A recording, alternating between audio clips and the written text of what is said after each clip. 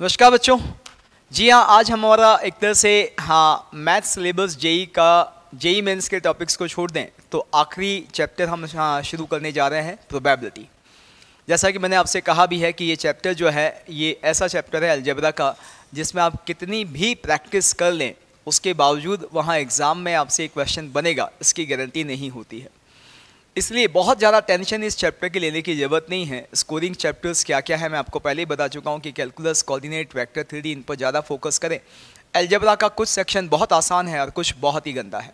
PNC, probability, complex number भी अभी हमने देखा और उसमें हमने समझ लिया कि उसकी कोई लिमिटेशंस नहीं है, कोई बाउंड्स नहीं है। वो बहुत अलग अलग कॉन्सेप्ट उसमें यूज़ होते हैं। वेक्टर, ट्रिगो, कोऑर्डिनेट और भी बहुत सारी चीज़ें हमने देखी क्लास में, बहुत सारी चीज़ें यूज़ होती हैं। तो ऐसे केस में हमें ध्यान रखना है कि मेनली क्योंकि एग्ज़ाम नज़दीक है तो उन चैप्टर्स पर ज़्यादा फोकस करें जो थोड़ा सा स्कोरिंग है। फिर भी प्रोबेबिलिटी करना तो है ही सही, हम पूरी ईमानदारी के साथ करेंगे भी सही। बट मैं आपसे यही कहूँगा कि यदि आप कर सकते हैं जितना उतना ही करें, बहुत ज़्यादा इसके लिए परेशान होने की ज़रूरत नहीं है। वैसे पीएनसी, प्रोबेबिलिटी मेरे अपने फेवरेट टॉपिक्स हैं, मुझे बहुत मज़ा आता है पढ़ने और पढ़ाने में। बट हम यदि एग्ज़ाम के पॉइंट ऑफ व्यू से स्मार्टनेस की बात करें तो यहाँ पर हमें बहुत ज़्यादा जाने की ज़रूरत नहीं है। मैंने आपसे कहा भी था 3 सेगमेंट्स यहाँ पर मेन है इस चैप्टर के अंदर। एक है टोटली प्रोबेबिलिटी पर, पीएनसी पर बेस। ईश्वर से दुआ करें कि पीएनसी पे बेस क्वेश्चन ना आए, जो मैंने आपसे पहले भी कहा था, क्योंकि यही सबसे गंदा सेगमेंट है। यहाँ पर पूरा वो पीएनसी यूज़ करेगा। प्रोबेबिलिटी की डेफिनेशन की बात की जाए तो बिल्कुल क्लासिक बेसिक डेफिनेशन जो होती है, जो आप लोगों को पता है, favourable outcomes upon total outcomes, बस वही यूज़ होता है। इसके अलावा टोटली यहाँ पर क्या यूज़ होता है, पीएनसी। इसके बाद का सेगमेंट जो आता है वो है वेन डायग्राम वाला। वो भी थोड़ा सा मतलब एक तरह से रिस्की है। रिस्की इन द सेंस वहाँ जल्दबाजी में वो सारी चीज़ें इतनी आसानी से नहीं होती हैं। फिर भी ऐसा कंपेयर टू पीएनसी पार्ट ये आसान है। और सबसे आसान है इसका आखिरी सेगमेंट, जहाँ conditional probability, Bayes theorem, multiplication theorem, ये सारी चीज़ें हम देखते हैं, एक्सटेंडेड बेस थ्योरम, ये बहुत ही आसान है। और ये इतना आसान है कि मतलब इसमें क्वेश्चन आपसे बन जाएंगे। और हम देखेंगे एक बेसिक कॉन्सेप्ट है, बस एक छोटा सा सेंस है जो हमें मतलब अपने आप से आता भी है, उसको बस हमें यहाँ डिस्कस करने की ज़रूरत है। ऐसे इस थर्ड सेक्शन के अंदर जब हम पढ़ेंगे तो देखिए बहुत सारी थ्योरम्स बनाई हुई हैं अलग अलग, लेकिन हम थ्योरम्स बाद में देखेंगे और आप खुद फील करोगे कि पहले हम उसका क्वेश्चन कर चुके होंगे और आपको लगेगा ही नहीं कि यार ये क्वेश्चन वाकई ये थ्योरम से करने लायक था क्या। तो बिल्कुल बेसिक सेंस है। जी हाँ, बिल्कुल बेसिक सेंस है वो जो आखिरी सेगमेंट है, और जेई नॉर्मली क्वेश्चन उसी पर देता भी है। इसलिए बहुत ज़्यादा परेशान होने की ज़रूरत नहीं है। आप यदि 12 के पॉइंट ऑफ व्यू से भी यदि बात करेंगे तो बोर्ड एग्जाम में भी बेस थ्योरम का क्वेश्चन शायद आता ही आता है और वो आसानी से बन जाता है। चलिए तो हम शुरू करते हैं हमारा प्रोबेबिलिटी वाला चैप्टर। तो प्रोबेबिलिटी आज की क्लास काफ़ी हद तक सिर्फ और सिर्फ थ्योरेटिकल है। प्रोबेबिलिटी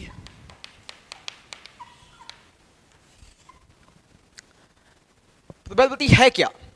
देखिए लाइफ में आपने देखा है कि बहुत सारी चीज़ें जिसमें आप खुद ये वर्ड यूज़ करते हैं, यार इसकी कितनी प्रोबेबिलिटी है, कितने चांसेस हैं, इसका मतलब यदि हम बात करें तो प्रोबेबिलिटी कहाँ यूज़ होती है?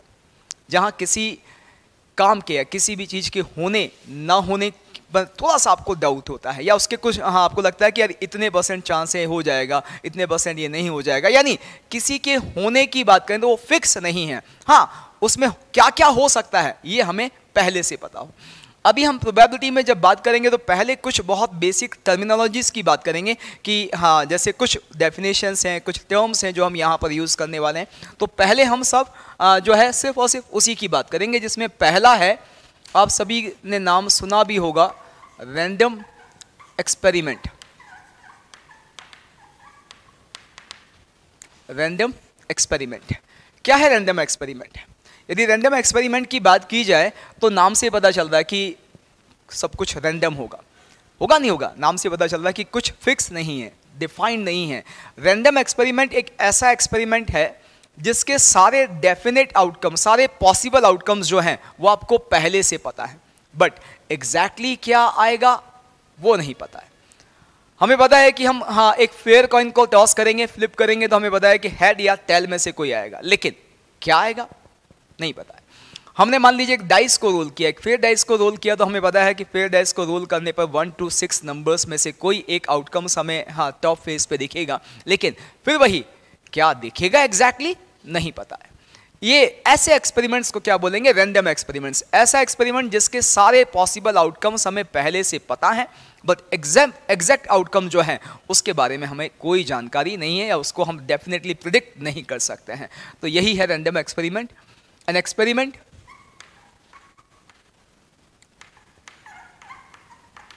Experiment whose all possible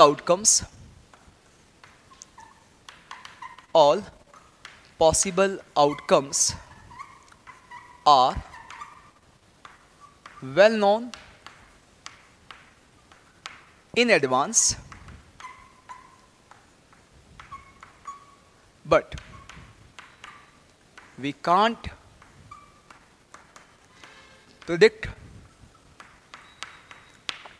the exact outcome. The exact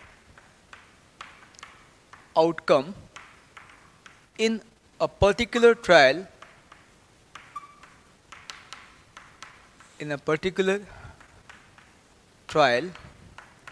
of experiment.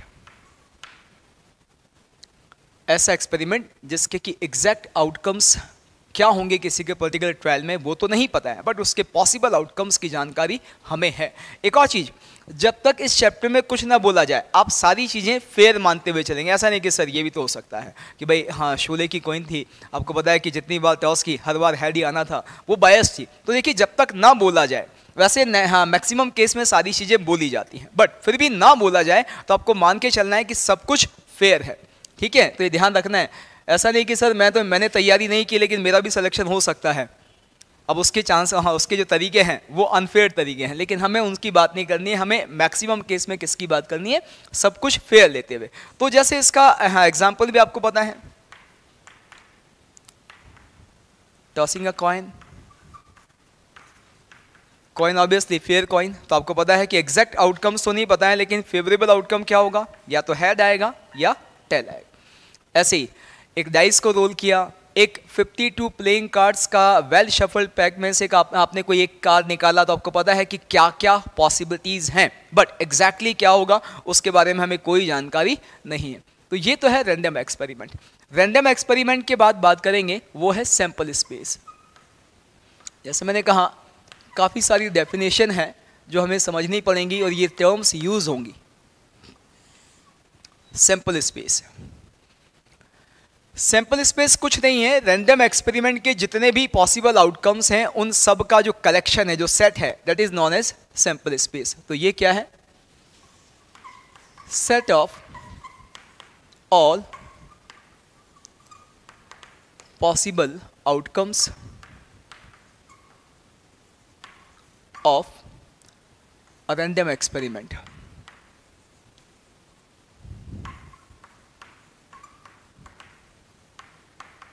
एक रैंडम एक्सपेरिमेंट के सारे पॉसिबल आउटकम्स का जो सेट है या जो कलेक्शन है, that is known as sample space. जैसे हमें पता है एक कॉइन टॉस करें, टॉस ऑफ अ कॉइन, तो इसका सैंपल स्पेस क्या बनने वाला है? इसका sample space, normally sample space को यहाँ लिखेंगे एस से। Sample space obviously head tail. इसी तरह से toss of a pair of coins, ये भी हाँ फेयर कॉइन्स हैं, तो वही सैंपल स्पेस क्या बनेगा?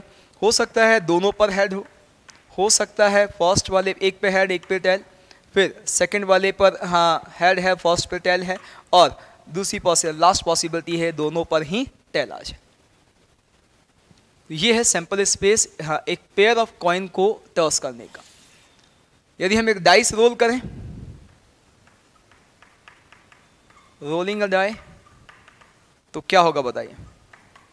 एस, बताइए क्या बनेगा इसका सैंपल स्पेस? 1 2 3 4 5 6 ऐसी। पेयर ऑफ डाइस को रोल करेंगे तो ऑब्वियस सी बात है कि उस केस में आपके पास हाँ कितनी पॉसिबिलिटी होंगी? 36। 1 1 1 2 1 3 6 1 6 2 6 3 ऐसे 36 पॉसिबिलिटी। तो ये है सैंपल स्पेस। अब इसकी बात करते हैं next event.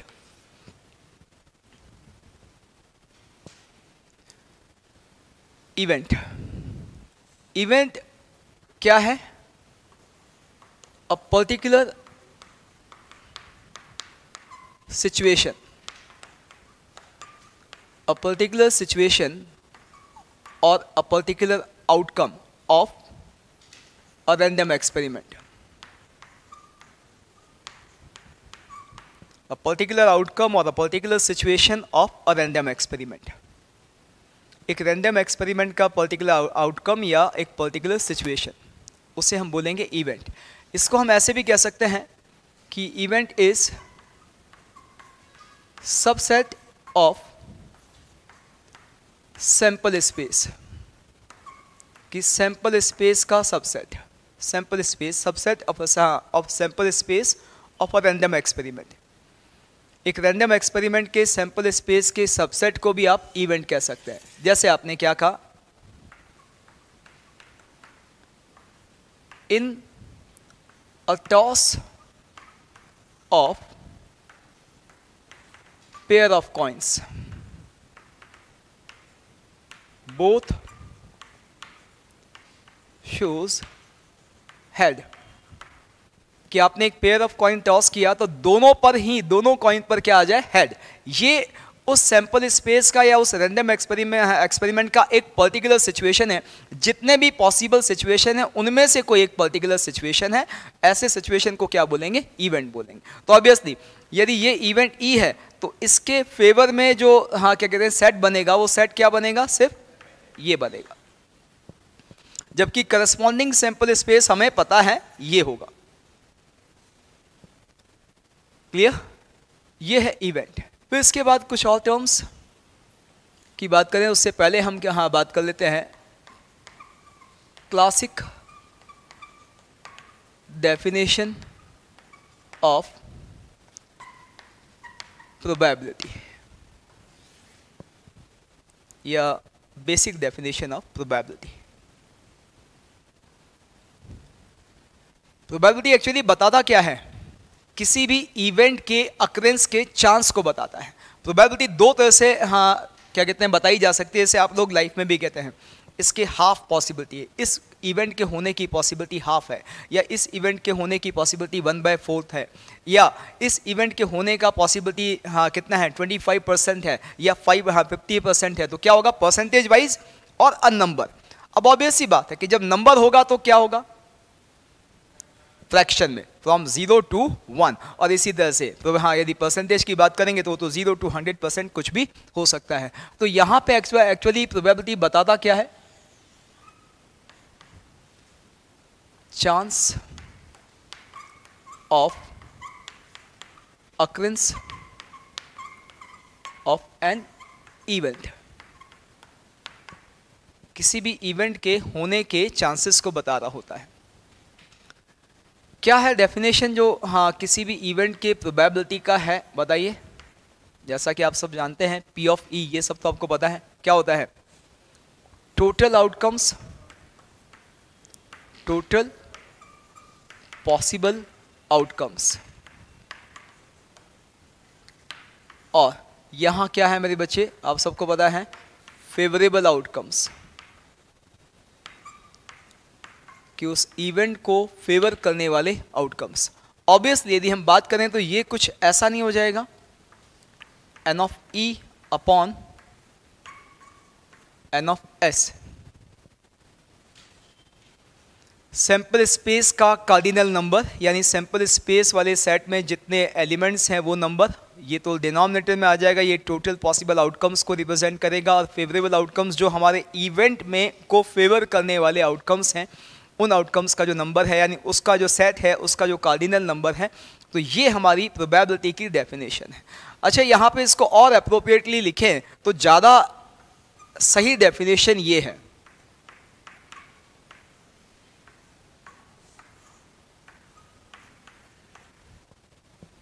N of E intersection S upon N of S। क्यों है ज़्यादा सही डेफिनेशन? देखिए, ज़्यादा सेफर साइड का डेफिनेशन, यानी एक तरह से कहें कि बिल्कुल एग्जैक्ट डेफिनेशन ये है। मान लीजिए जैसे हम एक रैंडम एक्सपेरिमेंट की बात करते हैं, रोलिंग अ डाइस, तब क्या होगा?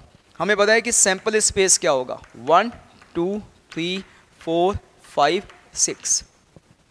मान लीजिए मैंने एक इवेंट ई डिफाइन किया, face is a prime number, face is a prime number. तो वैसे तो जैसे मैंने कहा ना आपसे कि ये पूरा चैप्टर जो है बेसिक सेंस का है, जो मैंने आपको समझाया कि आगे का जो थर्ड वाला सेगमेंट है जिसमें हम कंडीशनल प्रोबेबिलिटी ये सब बात करेंगे, वो एक्चुअली यहीं से निकल के आता है।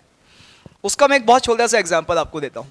मान लीजिए मैंने कहा कि मेरे पास पैक ऑफ 52 प्लेइंग कार्ड्स है, मैंने एक कार्ड निकाला, आपसे कहा कि इसके रेड किंग होने का प्रोबेबिलिटी, आप क्या कहोगे?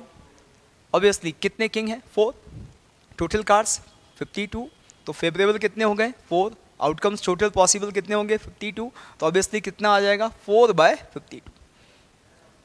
सॉरी, रेड किंग की बात कर रहे हैं, तो 2/52 होगा।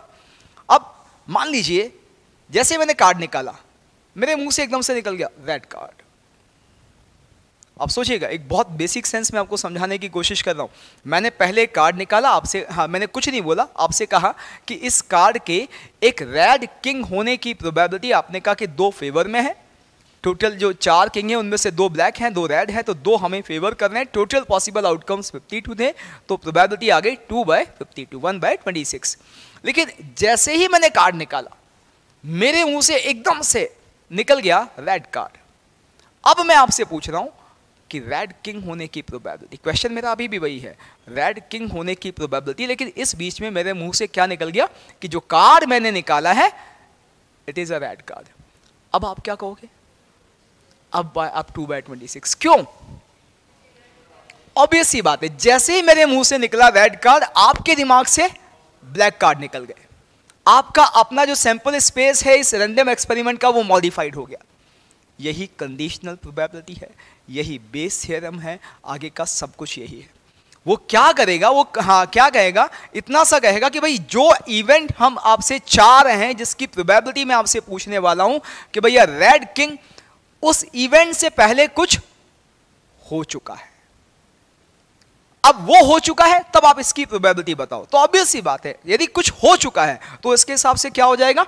सैंपल स्पेस मॉडिफाइड हुई। अब इसमें कुछ पढ़ाने की जरूरत है या बेसिक सेंस है? बेसिक सेंस है, कुछ भी नहीं है। कि जैसे मेरे मुंह से निकला कि भाई क्या कहते हैं रेड कार्ड, वैसे अपने आप आपने सारी चीजें करी, निकल के फाइनल डेफिनेशन कहां से आई? यहीं से आई, बस फर्क क्या पड़ा? ये बदल गया। इसके अकॉर्डिंग हो सकता है कई बार ये भी चीजें बदल जाएं, लेकिन आप सब चीजें जो हैं वो समझ पा रहे हो। बस वही सारा का सारा चैप्टर का थर्ड सेगमेंट है, सब यहीं से निकल के आएगा। इसी को मैंने आगे के समझाने के लिए इसको मॉडिफाइड कर दिया। अब यहां देखो आप, एक्चुअली जैसे ही मैंने कहा कि जो भी इवेंट की बात कर रहा हूं कि फेस जो है वो एक प्राइम नंबर है। अब कोई हो सकता है दिमाग जिसका सही नहीं हो, जिसने पहले सुना ही नहीं हो कि क्या चल रहा है, जिसने पहले सुना ही नहीं हो उसको तो उसने तो बिल्कुल एकदम से, जैसे मैंने क्लास शुरू कर दी, मैंने कहा भाई मैंने एक डाइस रोल की है। अब जब तक मैंने बोला तब तक बंदा बाहर था, एकदम से क्लास में एंटर हुआ। अब मैंने कहा कि भैया फेस एक प्राइम नंबर है। अब आप तो प्राइम नंबर में क्या दे रहे हो? 2 3 5, लेकिन सामने वाला क्या देगा? वो तो ये कहेगा प्राइम नंबर, अच्छा 2 3 5 7 शुरू हो गया, वो तो रुकेगा ही नहीं। तो यहां इसीलिए ऐसे बंदों के लिए भी हमने कहा कि भैया डेफिनेशन जो है ये है, आप निकाल लो कुछ भी। अब जो भी आप लिख रहे हो उसका इंटरसेक्शन लो इसके, यानी आप जो कॉन्टेक्स्ट आपको दिया गया है उस कॉन्टेक्स्ट में ही बात करनी है। जब तक मैंने कुछ नहीं बोला तब तक आपने 52 कार्ड लिए, 52 कार्ड लिए। जैसे ही मेरे मुंह से निकला रेड कार्ड, आप अपने हिसाब से समझ गए कि अब बात इस कॉन्टेक्स्ट में करनी है, तो अपने हिसाब से आपने चीजें मॉडिफाइड कर ली। तो यहां इसलिए मैंने ऐसा जनरल डेफिनेशन लिखा कि भैया आप हमेशा किस में बात करेंगे? जो सिचुएशन चल रही होगी उसी में बात करें। हो सकता है ई में बहुत सारे एलिमेंट्स हों, लेकिन फिर भी हम बात किसकी करेंगे? जो सिचुएशन हो चुकी है, जो हमें दिख रही है, उस सिचुएशन के हिसाब से हमें सारी चीजें यहां पे डील करनी है। तो ऑब्वियसली यहां अब क्या आ गया इसमें तो आ गया 2 3 5। अब ऑब्वियस सी बात है कि यहाँ प्रोबेबिलिटी आपके पास क्या आ जाएगी? यदि मैं इस केस में आपको P ऑफ E की बात करूँ मेरे बच्चे, तो आपको दिख रहा है कि बताओ क्या हो जाएगा? N of E upon N of S। Cardinal number of E and cardinal number of S का रेशो, ये कितना हो गया 3/6 यानी हाफ। यहां से अब हमें कुछ चीजें और पता चल रही है कि यार ये जो प्रोबेबिलिटी है उसमें एन ऑफ ई, हमेशा जब हम बात कर रहे हैं n of E intersection S की, तो n of E intersection S की बात कर रहे हैं, तो ये जो है n of E intersection S, ये तो मैक्सिमम कितना हो सकता है एन ऑफ एस के इक्वल, मिनिमम कितना हो सकता है 0। तो इसका मतलब यहां यदि प्रोबेबिलिटी की बात की जाएगी तो ये कहां से कहां तक जाएगा 0 to 1। यही प्रोबेबिलिटी यदि आपको परसेंटेज में निकालनी है तो क्या करना है, ऑब्वियसली 100 से मल्टीप्लाई कर देना है, इसी को 100 से मल्टीप्लाई कर देना है।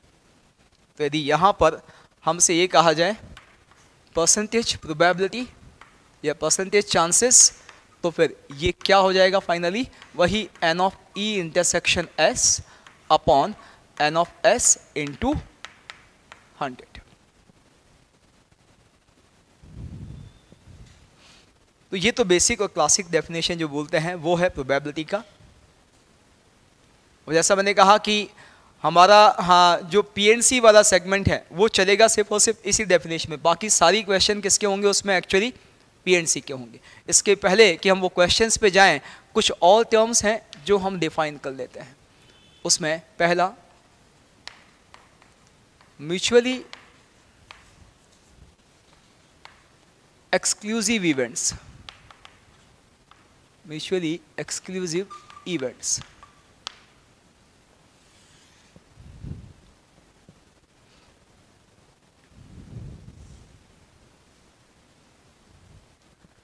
ये क्या है, a group of events said to be mutually exclusive events, a group of events said to be mutually exclusive events if occurrence of any one out of them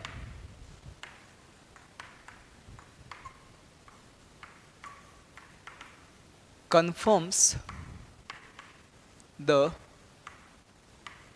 non-occurrence of all others। दो event या दो से ज़्यादा event का कोई group है, उस group को म्यूचुअली एक्सक्लूसिव इवेंट्स कहेंगे। क्यों, कब, जब साफ समझ में आ रहा है एक का होना बाकी के ना होने को कंफर्म करता हूं, या हम ऐसा कहें कि कब होगा म्यूचुअली एक्सक्लूसिव, जब उस पूरे ग्रुप में से एग्जैक्टली एक ही इवेंट होगा, जो हो गया बस वही होगा, बाकी कुछ और नहीं होगा। तो ऐसे इवेंट्स को क्या कहेंगे, म्यूचुअली एक्सक्लूसिव, एक का होना दूसरे के ना होने को कंफर्म कर दे, तो ऐसे इवेंट्स क्या होंगे, म्यूचुअली एक्सक्लूसिव। जैसे मैंने कहा कि भाई मैंने एक डाइस रोल की और मैंने दो इवेंट कहा, दो इवेंट बोले कि भाई एक तो face is an odd number, दूसरा इवेंट बोला face is an even number. Obvious सी बात है दोनों एक साथ नहीं हो सकते, तो ऐसे केस में इन दोनों इवेंट्स को क्या बोलेंगे, म्यूचुअली एक्सक्लूसिव इवेंट। ऑड आ गया तो इवन नहीं आएगा, इवन आ गया तो ऑड नहीं आएगा। मैंने कहा कि मैंने एक इवेंट लिया बेटा यहां पर प्राइम नंबर और एक लिया even number,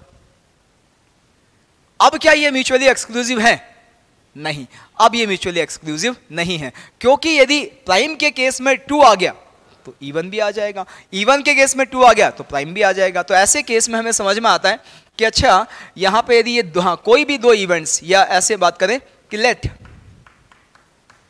E1 E2 En are mutually exclusive events,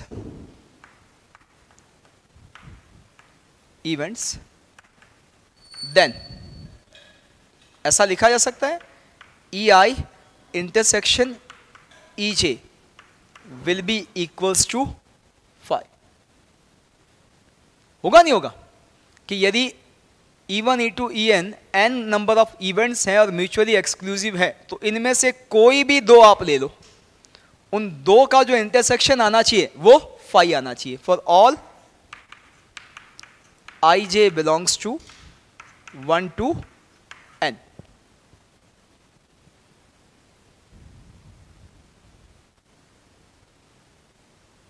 क्योंकि म्यूचुअली एक्सक्लूसिव का मतलब ही यही है कि उनमें कोई कॉमन एलिमेंट नहीं होना चाहिए, क्योंकि कॉमन एलिमेंट होना ये बताता है कि यदि दो इवेंट में कोई एक एलिमेंट कॉमन हो गया तो फिर वो दोनों एक साथ भी हो सकते हैं, जबकि हमें यहाँ पर नहीं चाहिए। हमें यहाँ चाहिए कि यदि म्यूचुअली एक्सक्लूसिव है तो एग्जैक्टली एक ही इवेंट होगा, कोई भी दो एक साथ नहीं होंगे। ये तो है म्यूचुअली एक्सक्लूसिव।